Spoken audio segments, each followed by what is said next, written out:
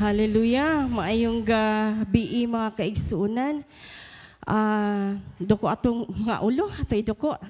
Atong pangayoon sa Ginoo ni kagabion ang ihang panabang. Hallelujah. Balaan nga Dios mahigugmaon sa tanan, wala gyud sama. Wala gyud makatandi kanimo Ginoo. Sa walay katapusan, ikaw gayud ang matinud-anon nga Dios. Ginoo, una sa tanan nagpasalamat ako kay gani Lord niining pulong nga akong pagadalon karon mismo karong takna Lord nakasinati gid ko Lord og pagkurog sa tinuod lang Lord kay ang akohang i-share niining kagabion ang laptop Lord wala siya mugana but Lord ang imong mensahe niining kagabion nagpadayag nga mahimo kami nga magmaigmaton, stay alert, kay ang buhat sa kaaway, nagtuyok-tuyok lamang. Apan wala siya magmadaugon, salamat Ginoo sa kadaugan nining kagabion, nga imong gibalik Ginoo, pag-on ang laptop, salamat gayud Lord, og niining kagabion, among gihinginlan in the name of Jesus, ang buhat sa kaaway Lord, nga dili gayud muguba, sa igdulungog sa imong mga katawhan nga ania karon even sa magalantaw Ginoo. Salamat Lord sa imuhang grasya, sa imuhang kaayo, panalangini ang nahibilin nga oras. Salamat sa kasing-kasing nga madinawaton, matinudloon Lord God sa imuhang mensahe nining kagabion. Sa makausap pa Lord, daghang kay salamat Ginoo niining takna ang tanan pagpasidungog kanimo lamang in the mighty name of Jesus. Amen. Hallelujah. Kay lakon ko mga kaigsuunan kay ang laptop gisapot wala mo on ganina bisan unsaon pagkuan ni manami wala gud siya but ang word ni God ang mensahe magud karon kagabihon mga kaigsuunan is stay awake and pray na mismo gayud karong taknaa na sinati gid nako ang word ni God nga stay awake and pray. So nakulbaan ko. Pero yun magmadaogon ang kaaway mga kaigsunan. Hallelujah. So nini kagabion mga kaigsunan, dalhon ko kamo sa libro ni Mateo. Diha sa chapter 26, nganong mauna ako ang title ni kagabion mga kaigsuunan. Nga diin dinhi nga passage or diri nga story mabasa nato ang story diin si Jesus mga kaigsuunan nagampo sa lugar nga gitawag og Gethsemane. Gali nakakita ta sa maong picture sa bag-ohay pa lang sa atong mga pastor nga miadto sa Israel unya na-bless ta mga kaigsunan kay nindot gud siya nga lugar nga diin nagpray si Jesus ato nga time sa wala pa siya gidakop sa wala pa siya sa wala pa ang crucifixion mga kaigsunan og sa dili pa ta mobasa sa pulong ni God mga kaigsunan mo diretso na lang ko kay actually so na bless kaayo ko niini nga mensahe niini kagabion kay while nagsakay ko sa bus naminaw ko sa mga pasahero, mahitungod sa ilahang mga sagmuyo, mahitungod sa ilahang mga sagmuyo, mga problema, kahadlo, kabalaka, sa panghitabo karon sa kalibutan. Walay nalilong. No, daghan kaayo ang nagpanik karon tungod sa pagsaka mga kaigsuunan. Grabe ang kalibutan karon. Una while nga naminaw ko kay sa ko nang gingon nga kadlawon magyukumugikan sa balay sa bus magtuon gid ko magbasa ko sa akong devotional while nga naminaw ko sa mga sagmuyo sa mga tao mga kaigsuunan ni flashback sa ako sa gagmay pa mi mga kaigsuunan mubo ra gyud akong i-share a little testimony lang nga mo kuan ani nga story ba nga sa gagmay pa mi, sa akong mga igsuon, mahinumdum ko sa akuhang lula ba, nga diha manggod mi nagdako sa amuhang lula. Pastora siya, ang akong lula nangalagad tibuok niyang kinabuhi. Nakakita siguro mo katong diri siya, nga pila na iyang edad, 86. padayon gihapon siya nga musimba na nadala to nako diri ako ang lula sa wala pa siya gikuha sa Ginoo. Gitrain mi niya mga kaigsuonan diha sa word ni God. Gagmay pa mi ginashare nami sa pulong sa Dios sa mga Bible stories, sa mga panghitabo mga kaigsuonan. Gani edad pa ko ni Ezekiel, ang kinamanghura namo is edad ni Naomi mga kaigsuonan. Unya ani nga time matupas akong lula. Taliwala sa amuhang kabata, magbasa gyud na siya sa word ni God. Dili na siya pwedeng siya lang magpalingkuron mi niya mga kaigsuonan niya, magbasa gyud na siya. Mahinumdum pa ko nga dili mi makatulog hangtod nga dili mi makaampo ing ana mi gitrain sa amuhang lula mga kaigsuonan. Kanya miingon siya nga ikaw kamong tanan mao gyud ni ang akong ikabilin sa inyo, ikasulti sa inyo ha, nga moabot gayud. I-relate ni nako sa mga sagmuyo sa mga tao sa bus mga kaigsuonan na flashback lang nako ang gisulti sa ako ang lula nga niingon akong lula nga moabot gayud mirasol ang panahon nga malisod. Og niini nga panahon daghan ang mamiya sa ilahang pagtuo kang Jesus Christ. Ni ana gid ako ang lula. Matud pa niya mga kaigsuonan nga moabot gayud ang panahon nga ang mga tao dili na mamati sa matuod nga pagtulunan kay ang gusto sa tao ang ilahan na lang gusto ang ilahang madungog na bungol sila, nabuta na sila ang ilahang sundon. Ang ilahan na lang, kanabitang dili na sila mamati sa kamatuuran, kung dili sa mga tinumo-tumo na lang ng mga sugilanon, mga kaigsuonan. Mao gyud giingon sa kuhang lula. Nya iya man giingnan nga moabot ang panahon mangdagko mo ayaw gyud pagpasagad sa inyong espirituhanon nga pagkinabuhi. Dili daw mi kung moabot man ang panahon nga mulisod na mga kaigsuonan, dili mi magpasagad sa among espirituhanon nga pagkinabuhi, dili mi mubiya sa Dios, dili mi mulunga sa mga pagampo mga kaigsuonan. Nya kinahanglan matubos akong lula, kinahanglan ni ana nga panahon kanunay kamo pagtukaw. Stay awake, mao gyud na ang word ni God mga kaigsuonan. Stay awake, pag magtukaw og dili magtulog-tulog nga Kristohanon. Mao nay ginaingon sa kulang kinahanglan nga ang among pagtuo nakaangkla gyud diha kang Kristo Jesus. Kay matupas akong lula kung dili ta makaangkla, kung dili makaangkla ang pagtuo sa usa ka Kristohanon, musagubang muhasmag mang ang kalisdanan, mawala gud siya. Amen?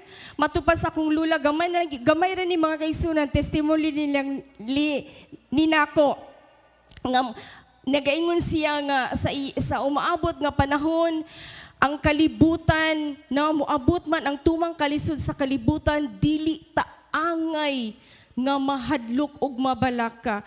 Kinsa nakabasa ganina sa devotional, 1 John gisend nako. No? Ayaw dili taangay mabalaka kay unsa man mas dako ang anaa. 1 John 4:4. Kinsa naka-memorize ana? Nag-send ko ganina sa GC. O, di ba? Moabot man ang panahon mga kaigsuonan, dili taangay mabalaka, dili taanay malisang, mahimo tang maabtikon og damon nga Kristohanon. Og nasayod ba mo igsuon sa kunang giingon, gitukma, gitakdo sa Dios. Sa dihang nagbasa ko sa devotional, sa dihang nakadungog ko sa mga yangungo, sa mga tao, sa ilahang niabot ningon gani itong tao, nay murag tiguangon na ba nga, unsa maning Ginoo oy, ni ana gid siya, unsa maning Ginoo oy, nga gilisod-lisod man ta, nga ang higher ako nung naa sa kuan ang dapat kunong kuan ngano kunong maangin pa ang mga kita. So, mato mga kaigsuonan, gitakdo sa Dios, sa dihang nagbasa ko sa akong devotional, gitakdo sa Dios ang word nga pagtukaw ug pagampo. no, mabasa na nato karon taod-taod. Og yun ni ang mikalayos akong kasing-kasing mga kaigsunan ba, ug atong basahon ang maong passage or maong story or makuha nato ang mensahe sa Dios mga kaigsunan. Dili ni nako ipa-assignment ato ning basahon kay kung muingon kog basahan na sa inyong balay, i-assignment dili gyud na nato buhaton. Amen. Kay ining uli, unsay buhaton? Matulog. Dili na ta ka maumo abli sa Bible. Nay mga naman yung mga teacher diri pag mayon assignment, buhaton ba dayon? Dili. So karon atong basahon ang word ni God. Nganong niabot na nga title mga kaigsunan, Stay Awake and Pray. Okay. Mateo chapter 26 verse 36 to 46. Mabasa po ninyo nga story mga kaigsunan diya sa Mark 14, 32 to 42, Luke 22 verse 39 to 46. Okay, basa ta sa verse 36. Mubo raman gyud ni ako hang i-share karon. Unya, si Jesus miadto sa usa ka dapit gaginganlag Getsemani. Kuyog sa iyahang mga tinun-an. Og miingon siya kanila, paglingkod kamo dinhi samtang muadto ako didto og magampo. Gidala niya si Pedro ug ang duha ka anak ni Zebedeo. Og mibati siya dakong kaguol og kahingawa. Verse 38. Unya miingon siya kanila, hilabihan ang akong kasubo nga halos ikamatay ko. Pabilin kamo dinhi og pagtukaw uban kanako. Verse 39, milakaw siya sa unahan, mihapa sa yuta og nagampo nga nagingon. Amahan ko, kung mahimo kuhaa ka nako kining kupa sa pag-antos, apan dili ang akong pagbuot mo ay matuman, kundi ang imo. Verse 40, unya mibalik siya ngadto sa tulo ka tinun-an nga nakaplagan niya sila nga tulog. Busa, giingnan niya si Pedro, nganong wala man mo makatukaw uban ka nako bisag usa lang ka oras. Verse 41, diri ko nagkuha sa akohang title mga kaigsunan. Verse 41, pagtukaw kamo og pagampo aron dili kamo madaog sa panulay. Andam ang espiritu apan luya ang lawas. 42, og mibiya si Jesus pag-usab og nagampo. Amahan ko, kung imo gayong ipainom kanako kining kupa sa pag-antos, matuman ang imuhang pagbuot. Humani ini mibalik siya pag-usab og naabda niya ang mga tinun-an nga nangatulog gihapon kay katulgon man kaayo sila. 44. Mibiya na usab si Jesus kanila og nagampo sa ikatulong higayon sa samang mga pulong. Unya mibalik siya ngadto sa mga tinun-an og miingon, nangatulog ba gihapon kamo og namahulay? Miabot na ang oras nga ang anak sa tao itugyan ngadto sa kamot sa mga makasasala. Bangon kamo kay maglakaw na kita, tanawa ania na ang nagbudhi kanako. Okay, niini nga story, niini nga passage mga kaisunan, makita nato ang duha ka side. Okay, ang side ni Jesus o ang side sa mga disciples. Sa Mark mga kaigsunan, ang duha ka disciples nga kauban ni Pedro diha is si Santiago ug si Juan. Sa chapter 26 sa Mateo, si Pedro ray gisgutan diha. Pero kung mubasa mo sa Mark 14, na ang pangalan ni Santiago ug ni Juan mga kaigsunan. Unya, nini nga passage sa ako nang gingon, makita nato ang duha ka side, ang side ni Jesus ug ang side sa mga disciples nga nakauban ni Jesus ato nga time. Gali mabasa nato ang part sa mga disciples sa nahimo nilang kaluyahon. Nagkuha ninyo ang story sa side sa mga disciples naatay makuha diha or mabasa diha nga ang mga disciples 3 times gid na sila giingnan ni Jesus nga pagtukaw, pagampo, katulo na kahigayon mga kaigsunan. makita na to ang kaluyahon ni ining tulungan na abtan sila ni Jesus nga pulos sila nangatug. To the point nga giingnan gayud sila ni Jesus nga pagtukaw ug pagampo ug mauna niining kagabion ang akwang title, Stay Awake and Pray. Makita nato niini nga passage mga or niini nga story mga kaigsunan niining kagabion nga importante kaayo pudni nga kamad ni Jesus sa iyahang mga sumusunod. Nakuha ninyo? Ang word nga pagtukaw sa verse 41 og pagampo sa English pa, stay awake and pray, nagtudlo ka nato mga kaigsunan or nag-remind sa ato ang mga kaigsunan. Nini kagabi adunay tulo ka punto niining nga story nga atong ma-share karon. 3 points how to remain in times of temptation and suffering mga kaigsunan. Kay sa giingon ni Jesus Christ diha sa story nga iyahang gibadlong ang iyahang tulo ka disciples.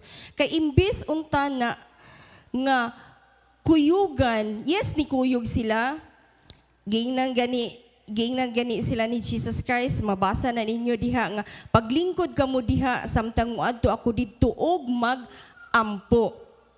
No? Unya giingnan sila ni Jesus magpray, magtukaw. Mukuha ko sa unang punto mga kaigsunan sa word nga pagtukaw. Okay. Nikuha ko sa devotional nako nga word nga stay awake. Sa unsa man nga atuhang pagatukawon or stay awake kanang sa unsa man nga bahin sa atuha ang kinabuhi or pagkatao mga kaigsunan. Pagtukaw diha sa espirituhanong pagkinabuhi. Matupa English word is pagtukaw, stay awake. Nag-search ko ni pasaylo ako akong word sa Google is Google. Nag-search ko ni Google mga kaigsunan. Unsay meaning sa stay awake? Matupa diha means stay alert, keep vigilant, remain wakeful or maintaining constant vigilance mga kaigsunan. Ang word nga pagtukaw, ang giingon ni Jesus Christ nga magtukaw, be alert, kanang be watchful mga kaigsunan. Kaya nasayod si Jesus, nasayod si Jesus Christ nga ang katong tulo mapakyas. Gayod, kaya walay malilong sa Ginoo sa kinabuhi sa tao. Nasayod siya nga iniglakaw yun niya ang tulog yun naagyoy dili maayo nga pagabuhaton. Dukaon yun. Pero ang nakanindot lang sa Ginoo kay iya gihapon giingnan ang tulo nga pagtukaw uban kanako. Gidasi gihapon ni Jesus ang tulo ka disciples nga bisa nakakita na si Jesus sa unahan nga maunay buhaton sa tulungan niya nga kauban, pero wala gyud mo hunong ang pag-remind ni God nga pray, stay awake akong mga katawhan. Yes, katulo sila gibadlong mga kaigsunan, pero makuha na to ang punto ba nga sa ato apong kinabuhi karon mga kaigsunan, wala lang si Jesus magsulti sa iyahang tulo ka disciples. Nagsulti siya kanato karon nga mga sumusunod ni Kristo nga sa atong kinabuhi karon, especially karon nga generation, karon nga panahon, grabe na gyud ang panghitabo sa kalibutan. Niingon si Jesus ni kanunay gina siya nag-remind sa iyang mga word nga mga anak, stay alert, be watchful, stay awake, pagtukaw kamo sa espirituhanon nga bahin. Kay nga naman, gusto sa Dios mga kaigsunan nga mahimo tang prepared kanunay spiritually. Nakuha ko ninyo sa kuanining kagabion mga kaigsunan. Gusto sa Dios nga ang iyang mga katawan mahimo tang mainandamon, mahimo tang magtukaw sa atuang espirituhanon nga bahin. Kay ang kalibutan karon kusog na kaayo muhigop sa kinabuhi sa mga Kristohanon. Kay kung ang Kristohanon karong panahon na magpatulog-tulog, musabay gyud ka sa agos sa kalibutan. So nini kagabi o naingon ang Dios nga be prepared spiritually, being prepared for my coming, for my return. Gusto bitaw sa Dios nga dili ta mahimong complacent Christian kana bitong mo kuan lang nga Kristohanon ba gitawag lang nga Kristohanon nga unsa pa gyud laing Bisaya sa complacent kana bitong kanang kana bitong unsa gani pastor kung kanang complacent Christian baka na bitong mo pahiuyon lamang siya, magpakumpiyansa lang siya nga Kristohanon nga kanabitong dili siya mainabtikon or mainandamon, dili sila watchful. Kapila na nato ni nadungog sa story sa napulo ka virgin or katong story sa napulo ka dalaga nga ang lima maabtikon, ang lima unsa man nagpakumpiyansa no ato nga story. Gusto sa Dios nga ang iyang mga katawhan dili ta mahisama sa lima. Yes, they are both Christians. Pareha sila nga nagdala og oil, nagpaabot sa pamanhunon, apan lagi ang lima nagpakumpiyansa. Maupod ni ang kalibutan karon nga kalibutan sa ubang mga Kristohanon. Yes, gitawag silang Kristohanon, but wala sila mahimong mainan damon. Kay nga naman, kanalaging word nga, dugay pa na, moabot ang Ginoo, kuan pa na. Gusto sa Dios nga mahimo tang stay awake, alert, vigilant sa mga panghitabo. Gusto sa Dios, mga kaigsunan, nga kanunay ang, we must keep our lamps burning. Gusto sa Dios nga makita sa iyahang mga katawhan nga nagkalayo gihapon ang iyahang mga katawhan. We must stay awake through reading the Word of God. Kanunay gyud ni nako gina-share mga kaigsunan nga niini nga panahon nagpasalamat gani ko kay gibalik ni pastor nga magdala gyud og Bible sa panahon nga magsimba, sa panahon sa panagtigom, kay kinahanglan gyud karon nga panahon nga mubalik ta sa old nga mubasa gyud mismo ang atong mga mata, mubasa gyud sa pulong sa Ginoo. We must stay awake through reading the Word of God niini nga panahon. Niini nga panahon mahimo tang sensitive sa voice sa Holy Spirit. Mo nay gusto ni Jesus Christ kay nganuman igsuon kung dili ta maminaw sa tingog sa balang espiritu, mas kusog karon ang tingod sa kalibutan. Mao bitaw na be vigilant, mahimo tang kana bitong magbantay ta, kinahanglan dili ta magpatanga-tanga or magpatulog-tulog nga Kristohanon. Niini nga panahon, no, we must guard our hearts diha sa mga sala, sa mga butang, nga makapahilayo nato sa Ginoo. We must stay alert. Kay matud pa ni Peter, mga kaigsunan, ang kaaway gidescribe niya as a roaring lion, seeking someone to devour. Mabitaw na kung ang Kristohanon, hallelujah, niini nga panahon, dili magtukaw, magpakumpiyansa, dili siya kanang Kristohanon nga mudot-dot gyud diha sa pulong sa Ginoo. Tukbon gyud siya sa kaaway. Sa ako nang giingon niini nga panahon, mga kaigsunan, ayaw gyud tan-awa ang sitwasyon sa dagan sa atuhang panahon karon. Kay kung magsigi bitaw tagtan-aw sa mga panghitabo sa kalibutan, unsa may bation sa usa ka Kristohanon? Mabalaka. No, mo rise up na ang kahadlok, ang kanabitong magproblema na ka. Matupadri, no, moabot man gyud ang kalisod, ang kalisdanan mga kaigsunan. Apan kung tan-aw nimo ang kalibutan karon, mabala ka gyud ka nga Kristohanon kung dili ka mabinantayon.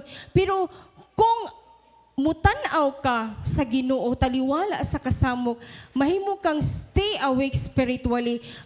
Kanunay ka magtukaw, kanunay ka mga kaigsunan nakababad sa pulong sa Ginoo, walay lisod sa Dios, walay butang nga malisod at tubangan sa Ginoo. Kanang kahadlok nato karon kabalaka, kahingawa sa mga panghitabo sa kalibutan mga kaigsunan.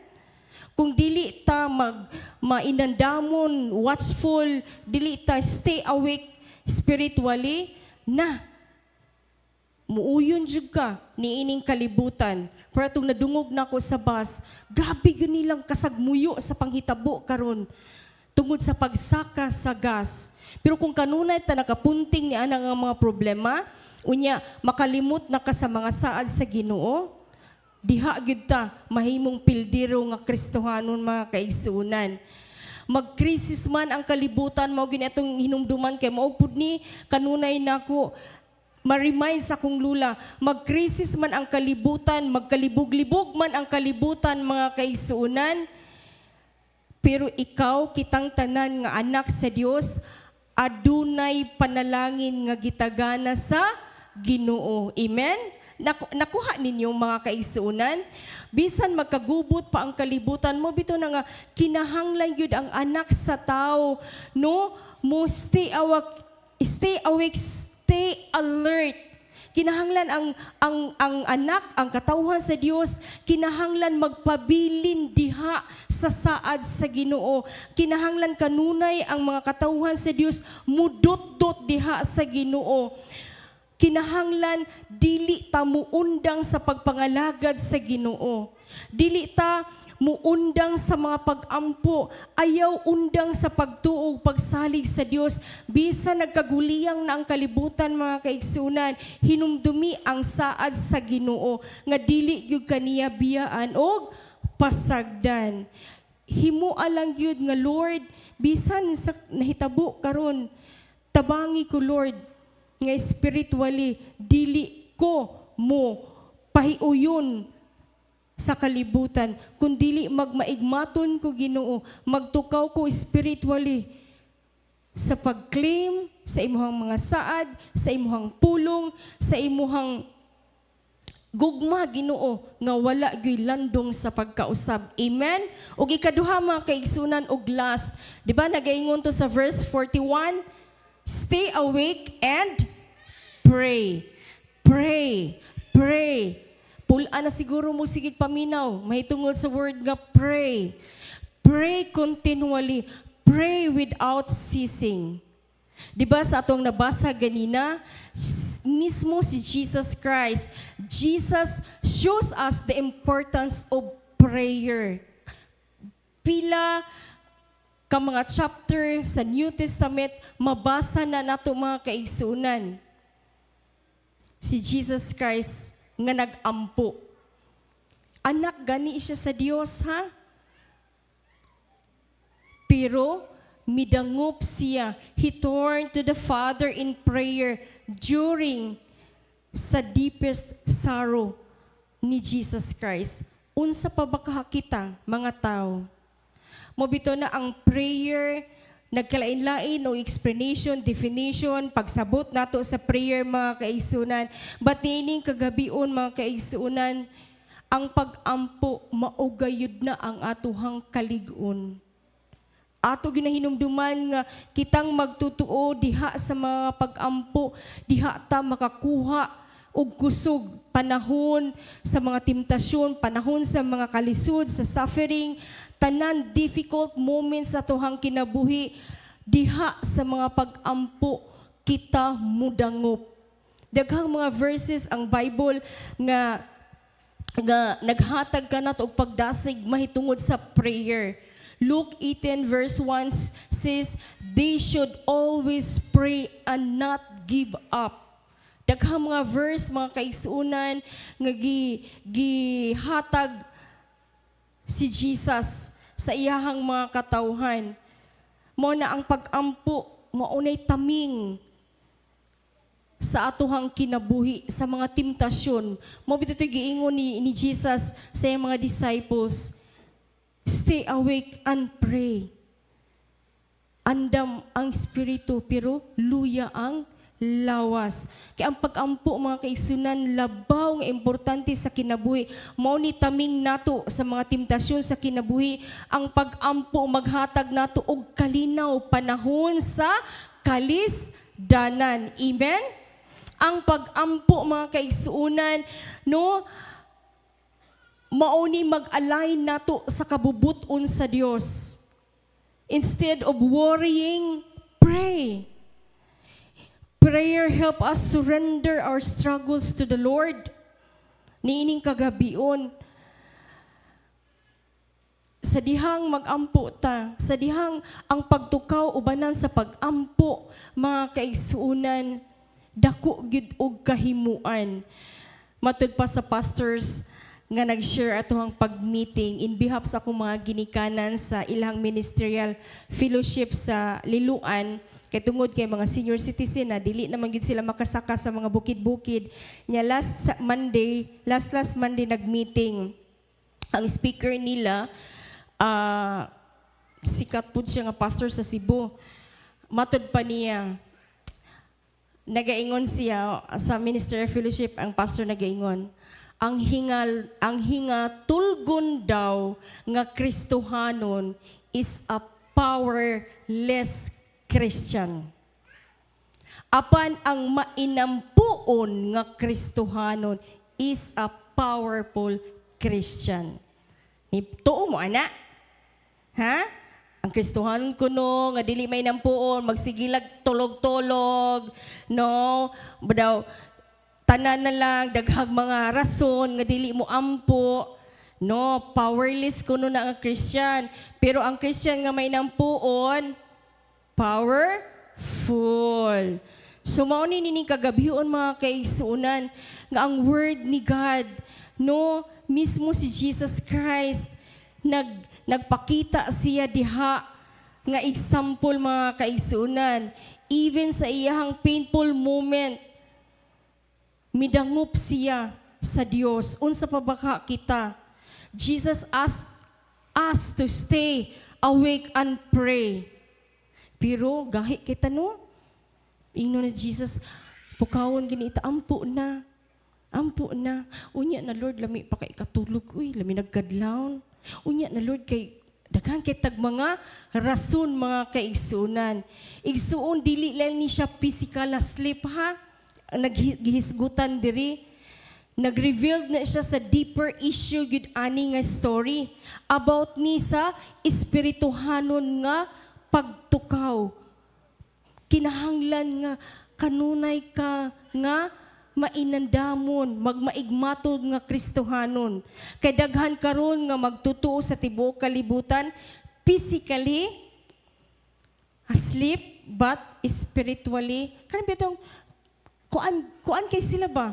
Andam ang sa ako nang gingon ganina sa word ni God. Daghang mga Kristohanon karon nga nahikatulog na. But ipasabot ba daghang mga Kristohanon karon nga unaware, unprepared, and vulnerable kaayo nga mabira sa kalibutan tungod kay wala na gid sila'y pagpangandam. Nahimo na lang neutral. Okay ra? Ingana mga kaigsunan. Last, until karon, conclusion, Jesus, kanunay gid siya nag-ingon. Stay awake and pray, mga katawhan sa Dios, sa God of glory. Stay awake sa atohang pagtuo diha sa Ginoo.